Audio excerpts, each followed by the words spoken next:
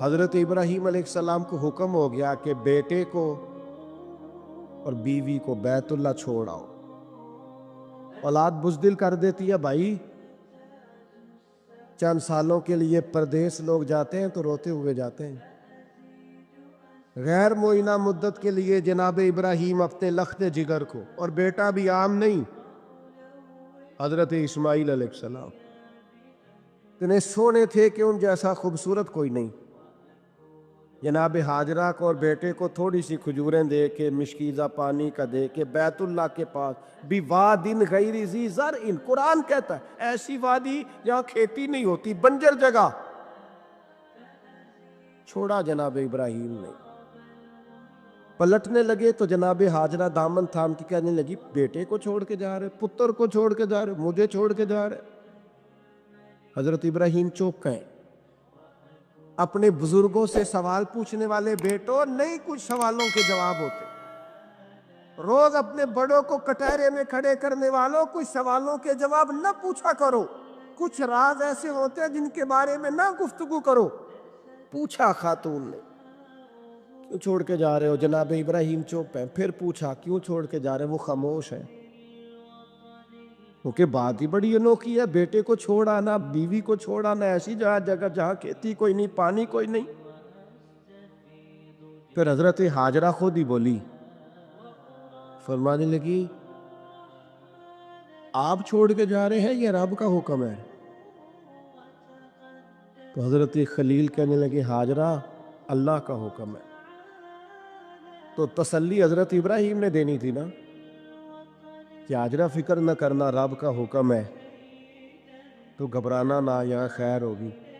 جب حضرت حاجرہ نے سوال کا جواب لیا اللہ کا حکم ہے کہ اللہ کا حکم ہے، اب حضرت حاجرہ بولتی ہے اور جناب خلیل سے عرض کرتی ہیں ہماری فکر نہ کرنا، اس لیے کہ جس رب نے کہا ہے نا یہاں چھوڑ جاؤ وہ بڑا کریم ہے، وہ ہمیں ضائع کبھی نہیں کرے گا۔ اور کر تو صحیح نا تو یہ بھروسہ اپنے رب، سیکھ جناب اسماعیل کی والدہ جناب حاجرہ سے، سیکھ جناب حاجرہ سے اللہ پہ بھروسہ کرنا، اللہ کبھی ہمیں ضائع۔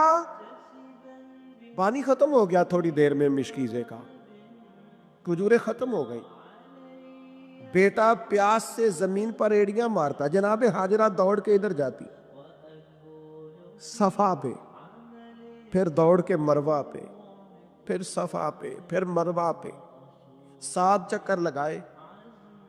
فرشتے نے آ کے اس جگہ پر مارا جہاں جناب اسماعیل کی ایڑیاں لگتی تھی، زمزم جاری ہو گیا۔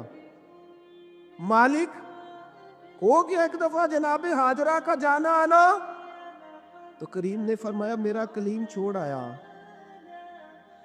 میری پیاری بندی حاجرہ اس کے کہنے پہ وہاں رک گئی، دکھوں کے دن تھے، تکلیفوں کے دن تھے، میری رضا پر وہ ٹھہر گئے، صبر کیا۔ اب دیکھو نا قیامت تک میرا انعام دیکھو، حاجرہ تو پانی کے لیے دوڑی تھی نا سلام اللہ علیہا، تو وہ سامنے پانی کا کوڑر لگا ہے، ٹھنڈا بھی ہے اور سادہ بھی ہے، لیکن مالک فرماتا ہے حاجیوں دوڑو، دوڑو مروہ پہ، دوڑو صفا پہ، ان الصفا والمروہ من شعائر اللہ، یہ صفا مروہ اللہ کی نشانیاں ہو گئیں، تو رب کی رضا پہ صبر کرنا، اور صبر کر کے تجھے تھوڑی سی مشقت کرنی بھی پڑی نا تو مالک کا انعام دیکھ۔ قیامت تک جو عمرہ کرنا جائے گا، حج کرنے جائے گا، پانی سامنے پڑا ہے پر دوڑنا پڑے گا، دوڑو میلیں نقدرین، دوڑو ان کے بیچ۔ کیوں؟ پسند آ گئی ہے نا جناب حاجرہ کی ادا، پسند بھا گئی ہے جناب حاجرہ کی ادا، کمال کر دیا جناب حاجرہ نے۔ یہ عشق و محبت کا سفر ہوتا ہے، سارا حج کا سفر، سارا وارفتگی کا سفر ہے، اللہ والوں کی یادوں کا سفر۔ حضرت ابراہیم جب چھوڑ آئے نا، اولاد ہوتی ہے نا، چھوڑ آئے بیٹے کو، اوپر کھیتی کوئی نہیں تھی، بغیر پانی کے بچے کو چھوڑ آئے۔ حج پہ بھی جاتے ہیں لوگ تو پڑوسیوں کو بھی کہتے ہیں ذرا دھیان رکھیا جی، 100 قسم کی باتیں لوگ، بچے بچے ہوتے ہیں نا، اولاد اولاد ہوتے، چھوڑ گئے، اور پھر حضرت کلیم ایک کونے میں بیٹھ گئے اور کہنے لگے ربنا انی اسکنت من ذریاتی بواد غیر ذی زرع عند بیتک المحرم، اے اللہ میں نے اپنی اولاد میں سے کچھ کو نا اس وادی میں ٹھہرایا جہاں کھیتی نہیں ہوتی، سبزہ نہیں ہوتا، پھل نہیں، پر عند بیتک المحرم ٹھہرایا میں نے تیرے گھر کے پاس ہے۔ او بیٹو بیٹیوں دیکھو ماں باپ کا پیار کیسا ہوتا ہے نا، میں نے ٹھہرایا ہے وہاں۔ مالک ایک دعا ہے تیرے خلیل کی، ربنا لیقیموا الصلاۃ، اے اللہ میں چاہتا ہوں یہ نماز قائم کرے۔ پہلی بات نماز کی، میں چاہتا ہوں میرے بچے نمازی ہو، سویرے اٹھے تیرے حضور سجدہ ریز ہوں، وضو کریں، عبادتیں کریں، ریاضتیں کریں۔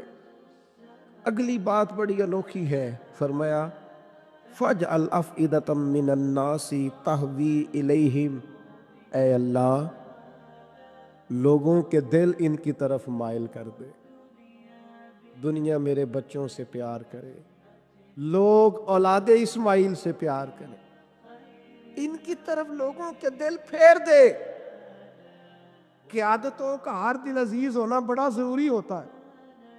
جسموں پہ حکومت کوئی حکومت نہیں ہوتی، انسان کے جسموں پر وجود پر حکومت کرنا کوئی کمال نہیں، اصل کمال ان کا ہوتا ہے جو دلوں پر حکومت کرتے ہیں۔ دل جھکے چلے جاتے ہیں، طبیعتیں بڑی چلی جاتی ہیں، آنکھوں پہ پٹی بھی باندھ دے تو محبوب کے دروازے کی طرف انسان بڑھتا ہی چلا جاتا ہے۔ کہا لوگوں کے دل پھیر دے ان کی طرف، لوگ ان سے پیار کرے۔ ہر سال دنیا قربانی کرتی ہے، رسول پاک علیہ الصلوۃ والسلام نے حد بندی، یا رسول اللہ قربانی کیا ہے؟ فرمایا جناب ابراہیم کا طریقہ ہے۔ ہر سال ذکر ہوتا ہے جناب ابراہیم کا، ہر سال ذکر ہوتا ہے حضرت اسماعیل، ہر جگہ ذکر ہوتا ہے جناب یعقوب کا، جناب یوسف کا۔ اپنی اولاد کے لیے دعا مانگا کرو، رب لوگوں کے دلوں میں ان کی محبت پیدا فرمائے۔ بندہ اچھا لگتا ہے، وہ بندہ پیارا لگتا ہے جو اولاد سے پیار کرے، اس سے پیار ہو جاتا ہے جو بچوں سے پیار کرے۔ اللہ ان کی طرف لوگوں کے دل پھیر دے، پہلے نمازی بنا دے، پھر انہیں ہر دل عزیز بنا دے۔ اب حضرت ابراہیم کہتے ہیں وَارْزُقْهُم مِّنَ الثَّمَرَاتِ لَعَلَّهُمْ يَشْكُرُونَ، یا اللہ انہیں پھلوں میں سے رزق بھی دے تاکہ یہ تیرا شکر ادا کرے۔ اللہ انہیں رزق بھی عطا فرما، انہیں پھلوں میں سے رزق بھی دے۔ اولاد کے لیے دعا مانگا کرو، انہیں اللہ روزی دے وسیع، اولادیں کسی کی محتاج نہ ہو، بچے کسی کے دست نگر نہ ہو، کسی کے ہاتھ نہ دیکھنے پڑے، کسی کی طرف بڑھنا نہ پڑے۔ آگے ارشاد فرماتے ربنا انک تعلم ما نخفی وما نعلن، حضرت ابراہیم نے بات ہی کھول دی، فرمایا اے رب تو جو ہم ظاہر کرتے ہیں وہ بھی جانتا ہے، اور جو ہم چھپاتے ہیں وہ بھی جانتا ہے۔ وما یخفی علی اللہ من شیء فی الارض ولا فی السماء، اللہ پر کوئی چیز چھپی ہوئی نہیں، نہ زمینوں میں نہ آسمانوں میں۔ پھر اولاد کے لیے دعا مانگی جا رہی، اس شہر کے لیے بھی دعا مانگی جہاں بچے رہتے، یہاں امن رہے۔ یہ بھی دعا مانگی کہ یہ نمازی ہو جائے، یہ بھی دعا مانگی حضرت ابراہیم علیہ السلام نے کہ اللہ انہیں رزق دے پھلوں میں سے، یہ بھی دعا مانگی لوگوں کے دل ان کی طرف کر دے، اور پھر کہا تو جانتا ہے ہمارے ظاہر اور باطن کو۔ پھر ارشاد فرمایا کہ میں اب بیچ میں شکر بھی ادا کرتے ہیں، کہتے ہیں الحمدللہ الذی وہب لی علی الکبر اسماعیل و اسحاق، کہتے ہیں تمام تعریفیں اس اللہ کے لیے جس نے بڑھاپے میں مجھے اسحاق اور اسماعیل عطا فرمائے۔ بڑھاپے میں اللہ نے اولاد دے دی، ساری تعریفیں اس کے لیے۔ پھر ارشاد فرماتے ہیں ان ربی لسمیع الدعا، بے شک میرا رب دعاؤں کا سننے والا ہے۔ آگے ارشاد فرماتا ہے ربی جعلنی مقیم الصلاۃ ومن ذریتی، اے اللہ مجھے بھی نماز قائم کرنے والا بنا دے اور میری اولاد کو بھی نماز قائم کرنے والا بنا۔ کیا ہی مزہ ہے اگر باپ بیٹا ایک صف میں کھڑے ہو کے نماز پڑھے، کیا ہی لطف آئے اگر باپ بیٹا کٹھے احرام باندھ کے طواف کرے، کیا مزہ ہی آ جائے اگر کبھی باپ بیٹا بیٹیاں اہل خانہ سارے کٹھے حضور کی بارگاہ میں حاضر ہو، کیا نرالا انداز۔ مجھے بھی نمازی بنا دے اور میری ربنا وتقبل دعا، یا اللہ ہماری اس دعا کو قبول فرما لے، اس دعا کو قبول۔ ربنا اغفر لی ولی والدی، پچھلی ساری دعائیں اولاد کی، اب کہا ربنا اغفر لی ولی والدی، اے اللہ مجھے بھی بخش دے اور میرے والدین کو بھی بخش دے، ان کی بخشش کر دے۔ وَلِلْمُؤْمِنِينَ يَوْمَ يَقُومُ الْحِسَابُ، اور جس دن تو حساب لے اس دن تمام مومنوں کی بخشش فرما دے، اللہ سب کو بخش دے حساب والے دن۔ حضرت ابراہیم کی قربانی بھی قرآن نے بیان کی۔ بات کہاں سے شروع ہوئی؟ جناب ابراہیم نے دعا مانگی ربی حب لی من الصالحین، اے اللہ مجھے صالح بیٹا عطا فرما۔ اولاد کی طلب صرف ماں کو نہیں ہوتی، باپ کو بھی بڑی ہوتی ہے۔ یہ الگ بات ہے بچے سپورٹر ماں کے ہوتے، باپ کو بھی بڑی طلب ہوتی ہے۔ ربی حب لی من الصالحین، اللہ مجھے صالح اولاد عطا فرما، پہلے دعا مانگی۔ رب فرماتا فبشرناہ بغلام حلیم، ہم نے انہیں عقل مند بیٹے کی خوشخبری عطا فرمائی۔ انہوں نے صالح بیٹا مانگا، اللہ نے حلم والا بیٹا عطا کیا، بیٹا مل گیا۔ فلما بلغ معہ السعی، پھر جب بیٹا ان کے ساتھ کام کرنے کے قابل ہو گیا۔ بندہ رات کو تھکا ماندہ گھر آئے نا تو بیٹا تھوڑا سا بڑا ہو جائے تو اس کو چارپائی پہ لیٹا دیکھ کے ابا بڑا راضی ہوتا ہے۔ چلے زیادہ شاعروں نے شان اماں کی لکھی ہیں، اس میں شک کوئی نہیں، انہوں نے نہیں ابا کی طرف توجہ دی، ان کی مرضی ہے۔ تو زیادہ باتیں اماں کے حق میں ہوئی، پر باپ اور بیٹے کا پیار، بیٹے اور باپ کا پیار، اگر یہ آیتیں قرآن پاک کی کبھی سمجھ میں آ جائیں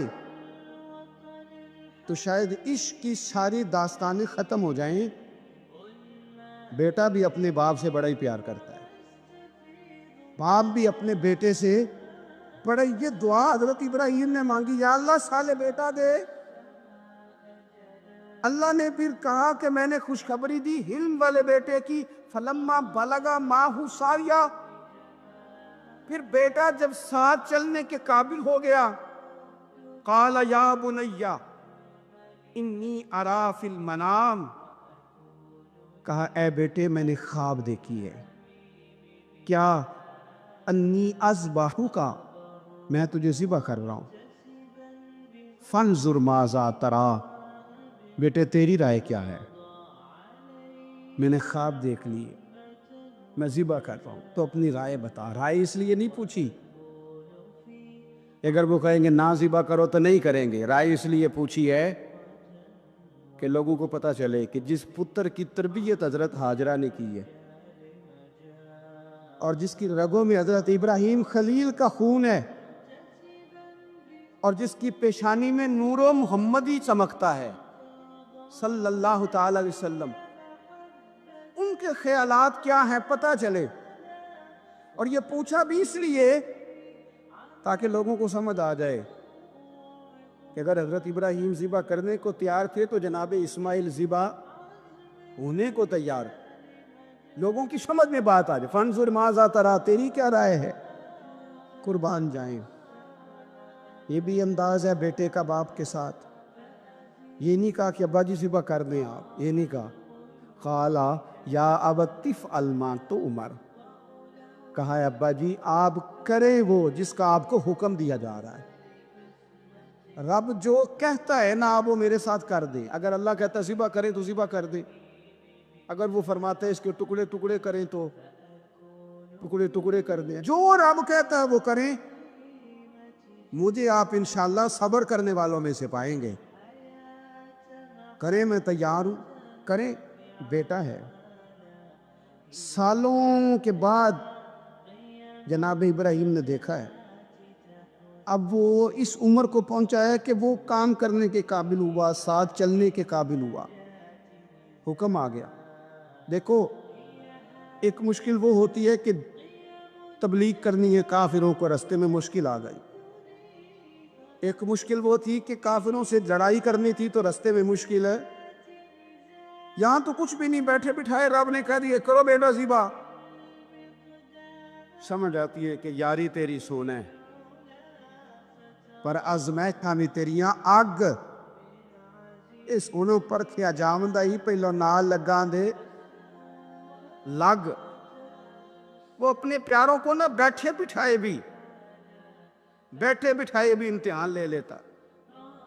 کہا میں تیار ہوں, مجھے صبر کرنے والوں میں پائیں گے. فلما اسلم وتلہ للجبین. اللہ فرماتے ہیں جب دونوں حکم ماننے کو تیار ہو گئے تو باپ نے بیٹے کو پیشانی کے بل لٹایا.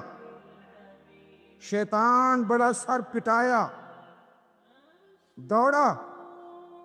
میں نے تو گمراہ کرنا تھا آدم کی اولاد کو, یہ کیا بنا؟ اللہ کی رضا کے لیے بیٹا تک قربان کرنے کو تیار ہو گئے. دوڑ کے جناب ہاجرہ کے پاس گیا. پتہ ہے آج کیا ہونے لگا ہے؟ پتہ ہے جناب خلیل کہاں لے گئے ہیں جناب اسماعیل کو؟ کہنے لگا جی سیر و تفریح کے لیے گئے ہیں, یہی ہیں. لیکن نہیں, وہ تو ذبح کر دیں گے. جناب ہاجرہ کہنے لگی کبھی باپ نے بھی بیٹے ذبح کیے؟ کہ ان کا گمان ہے کہ رب کا حکم آیا ہے. فرمانے لگی تم مردود شیطان ہے. اللہ کے نبی کا گمان نہیں ہوتا, رب کے نبی کو وحی آیا کرتی ہے. دوڑ جائے ادھر سے. اگر میرے مالک نے میری گود کا پالا مانگا ہے تو ایک اسماعیل ہے.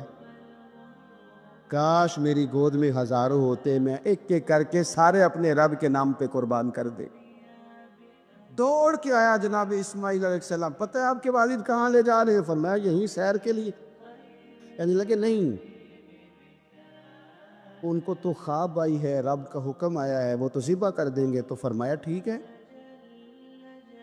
میرے والد ذبح کریں گے تو میں ذبح ہو جاؤں گا. آپ نے میری بات کو سمجھنا ہے. پھر حضرت ابراہیم کے رستے میں آیا, کہنے لگا اے ابراہیم حضرت جبریل تو آئے ہی نہیں, آپ کو تو حکم حضرت جبریل کے ذریعے آتا ہے, آپ خواب دیکھ کے بیٹا ذبح کریں گے. روڑے اٹھائے, کنکر اٹھائے, زور سے مارے. وہ دوسری جگہ آ گیا, پھر کنکر مارے. پھر تیسری جگہ آ گیا, پھر کنکر مارے. کیا دنیا میں یہ بھی انداز بھی ہے کہ روڑے مارے تو عبادت کا ثواب ملے؟ آپ میری بات کو سمجھنا یار. روڑا مارو روڑے. کون مارے؟ حاجی صاحب مارے. ایک دفعہ مارے, کہا نہیں 3 دفعہ مارو, 3 دن مارو. آؤ روڑے مارو. انشاءاللہ روڑے مارنا بھی عبادت ہے. پتھر مارے, کنکر مارے. فرمایا مارو نا, تمہیں پتہ نہیں نا کہ وہ ذائقہ کتنا ہے جب میرے خلیل نے میری خاطر روڑے مارے تھے. میری خاطر روڑے مارنا بھی عبادت قرار دے دیا. صحابہ نے پوچھا یا رسول اللہ, یہ جو ہم کنکر مارتے ہیں جمرات کو, اس کا بھی ثواب ہے؟ فرمایا یہ تو تمہیں میزان عمل میں قیامت کے دن پتہ چلے گا نا اجر کتنا ہے. یہ تمہیں تب پتہ چلے گا. روڑا مارے حضرت ابراہیم خلیل نے. فلما اسلم وتلہ للجبین, دونوں تیار ہو گئے. باپ نے بیٹے کو پیشانی کے بل لٹائے. مفسرین کہتے ہیں خود کہا تھا جناب اسماعیل نے, ابا جی سیدھا لٹا کے ذبح نہ کرنا, ہو سکتا ہے چہرہ دیکھیں تو آپ سے چھری نہ چلائی جا سکے. آنکھوں پہ پٹی باندھ لو، مجھے الٹا کر کے لٹا لو اور میرے ہاتھ پیر باندھ لو۔ بیٹے وہ کیوں؟ کہا آپ والد ہی نہیں، پیغمبر بھی ہے، پیغمبر بھی جد الانبیاء، ابو الانبیاء ابراہیم خلیل۔ ایسا نہ ہو کہ میں موت آتے وقت تڑپوں تو کچھ خون اڑے تو میں اللہ کے نبی کی بے ادبی نہیں کرنا چاہتا، مجھے ذرا باندھ لے۔ باپ نے بیٹے کو باندھا، چھری پکڑ لی اور گردن پہ چلائی۔ فلما اسلم وتلہ للجبین۔ آپ کبھی مزہ تو لے ان آیتوں کا۔ دونوں تیار ہو گئے، باپ نے بیٹے کو گردن کے بل لٹا لیا۔ وَنَادَيْنَاهُ أَن يَا إِبْرَاهِيمُ۔ رب فرماتے ہیں ہم نے آواز دی، اے ابراہیم۔ آپ کبھی دیکھیں کوئی بندہ کام کر رہا ہو تو پیچھے سے کوئی دیکھنے والا آواز، او ٹھہرنا ٹھہرنا ٹھہرنا، ذرا مزہ لے۔ وَنَادَيْنَاهُ أَن يَا إِبْرَاهِيمُ۔ اللہ فرماتے ہیں ہم نے آواز دی، اے ابراہیم، قد صدقت الرؤیا، آپ نے تو خواب سچ کر دکھایا ہے۔ اے ابراہیم آپ نے تو خواب سچ کر دکھایا ہے۔ اِنَّ كَذَلِكَ نَجْزِي الْمُحْسِنِينَ، ہم اسی طرح نیکوں کو بدلہ دیتے ہیں۔ اِنَّ هَذَا لَهُوَ الْبَلَاءُ الْمُبِينُ، بے شک یہ بڑی آزمائش تھی، بے شک یہ کھلی آزمائش تھی۔ میں نے کہا تھا قرآن کی آیتوں کا بھی مزہ لیا کریں، یہ کھلی آزمائش تھی۔ جب آزمائش لینے والا کہتا ہے آزمائش کھلی تھی اور دینے والے نے سچ کر دکھائی، تو پھر حضرت ابراہیم کی شان دیکھی نا کتنی بلند ہے۔ لینے والا کہتا ہے آزمائش کھلی تھی، وَفَدَيْنَاهُ بِذِبْحٍ عَظِيمٍ، اور ہم نے انہیں بچا لیا فدیے میں عظیم ذبیحہ دے کر۔ اللہ نے نا پھر دمبا بھیجا جنت سے۔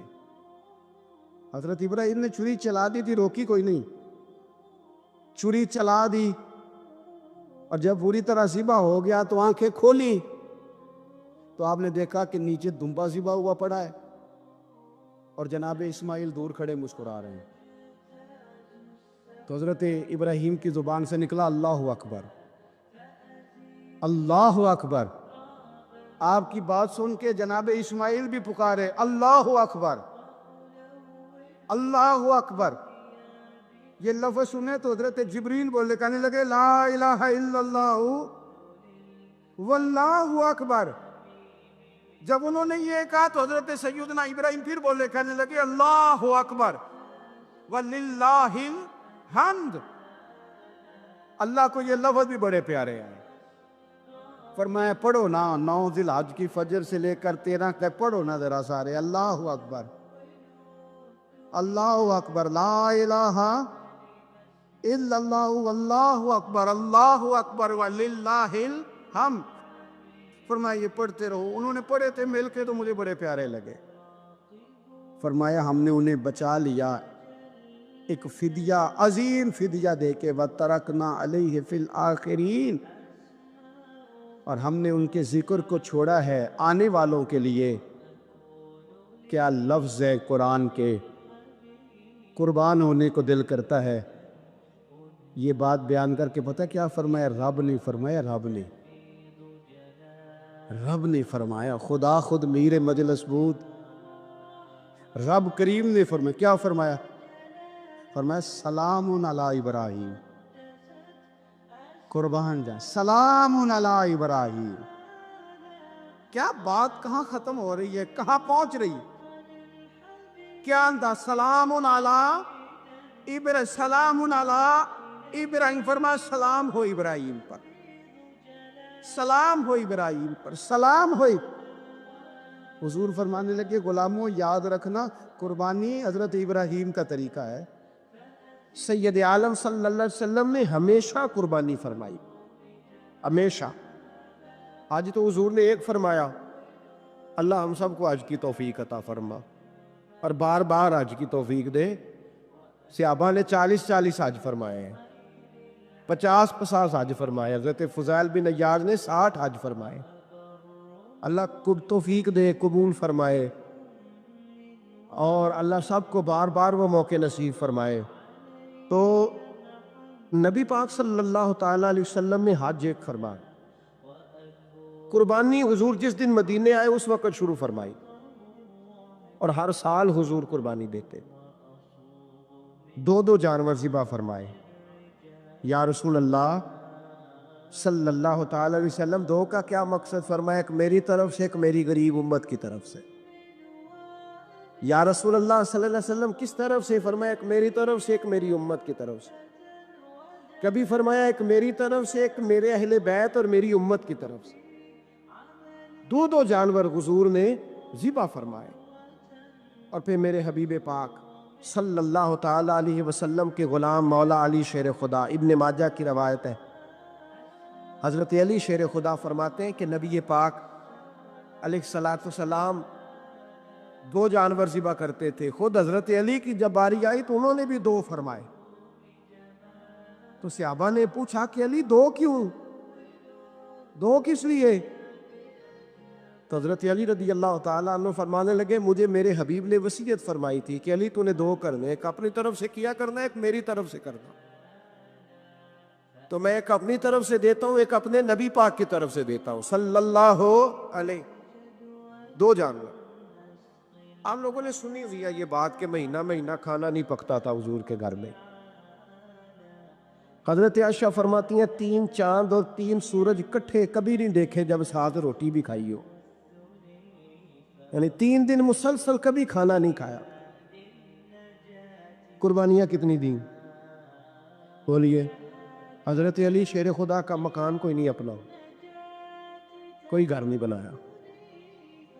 مولا کائنات شیر خدا. میں نے یہ بات پھر دہرا رہا ہوں, پہلے بھی میں نے عرض کی تھی, پکا کرنے کے لیے دہرا رہا ہوں.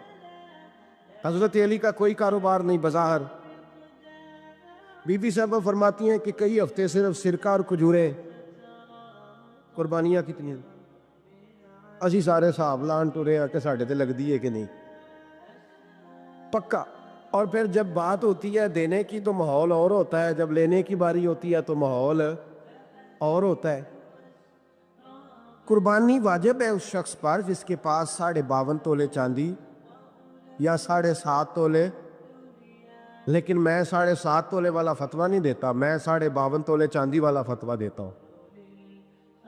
اس لیے کہ 52.5 تولے چاندی تو شاید تولہ یا 1.5 تولہ سونے کے برابر ہی ہو جائے. ٹھیک ہے نا جی؟ تو 7.5 تولے سونا 50-60 ہزار روپیہ جس آدمی کے اکاؤنٹ میں موجود ہے وہ قربانی کرے. بلکہ امام شافعی رحمۃ اللہ علیہ فرمایا کرتے تھے جس نے 3 کمروں کو تالا لگایا ہوا ہے وہ 3 کمرے فارغ ہیں, اس کے کسی کام کے نہیں, ان کی قیمت کا حساب لگائے.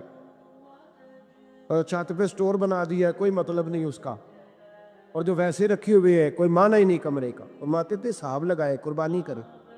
رب کریم کی بارگاہ میں دینے کا جب معاملہ آیا تو گول کر گیا کام. میرے رسول کائنات سرور عالم صلی اللہ علیہ وسلم کا جب اپنے لیے چیزیں استعمال کرنے کا ماحول ہے تو محبوب پاک علیہ الصلوۃ والسلام نے مہینہ روٹی نہیں پکائی.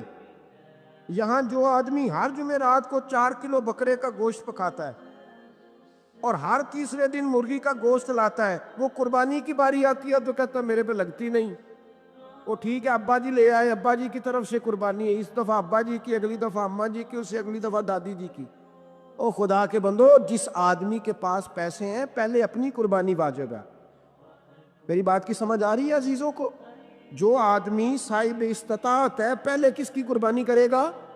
وہ کمائی کرتا ہے, اس کے اپنے اکاؤنٹ میں تنخواہ آتی ہے, ابا جی کے اکاؤنٹ میں نہیں آتی. اس نے اپنا بینک بیلنس چوری بھی رکھا ہوگا ابا جی سے. پہلے اپنی قربانی کرے, اگر اس کو شوق ہے, دل کرتا ہے تو ایک اور خریدے, پھر ابا جی کی طرف سے کرے. اگر اللہ نے توفیق دیا تو ایک اور خریدے, اماں جی کی طرف سے کرے. اور اگر اس کے دل کو اللہ ٹھنڈک عطا کرے, سکون کرے, تو پھر اپنے رسول کی طرف سے بھی قربانی دے, پھر اپنے محبوب کی جانب سے بھی قربانی کرے. نبی پاک صلی اللہ تعالیٰ علیہ وسلم نے ہر سال 2 قربانیاں دی, 10 سال. کل کتنی ہوگی 10 سالوں میں بولیے؟ اور جب حضور حج کرنے گئے نبی پاک نے 63 اونٹ ذبح فرمائے. ایک اونٹ میں کتنی قربانیاں ہوتی ہیں؟ 63 اونٹ حضور نے ذبح فرمائے. اور حدیث بڑی مزیدار ہے. حضرت ابو ہریرہ رضی اللہ تعالیٰ عنہ فرماتے ہیں کہ جب اونٹ ذبح کرنے کی باری آئی تو ہم سوچ رہے تھے، پریشان تھے کہ یہ تو بڑا مشکل ہے ذبح کرنا، بڑا مشکل ہے، اس کو تو نہر کرنا پڑتا ہے، گرانا پڑتا ہے، باندھنا پڑتا ہے. سب سے مشکل کام اونٹ ذبح کرنا ہے. تو نبی پاک صلی اللہ علیہ وسلم کی تو عادت کریمہ ہے، اپنے ہاتھ سے ذبح کرتے حضور. ہم ابھی سوچ میں ہی تھے کہ حضور نے چھری پکڑی. خنجر جب حضور نے اٹھایا تو فرماتے ہیں اونٹ دوڑتا ہوا آیا اور نبی پاک کے سامنے آ کے لیٹ گیا. فرماتے ہیں اللہ کے رسول نے بسم اللہ اللہ اکبر کہہ کے ذبح کیا. اس نے ٹانگ بھی کوئی نہیں ہلائی، پیر بھی کوئی نہیں ہلایا.